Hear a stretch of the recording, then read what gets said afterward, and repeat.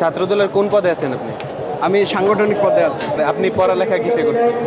পড়ালেখা আমি degree pass প্রথম বর্ষ করছি।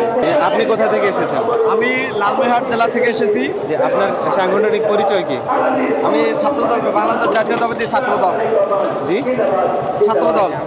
ছাত্রদলের কোন পদে আছেন আপনি? আমি সাংগঠনিক পদে আছি। জি, সাংগঠনিক পদে। আপনি পড়ালেখা কিসে করছেন? পড়ালেখা আমি ডিগ্রি পাস প্রথম বর্ষ করছি। জি, ডিগ্রি প্রথম বর্ষ। কোন কলেজে পড়তেছেন? লালমনিরহাট সরকারি কলেজ। জি, আপনার এই সমাবেশ থেকে প্রত্যাশা কি?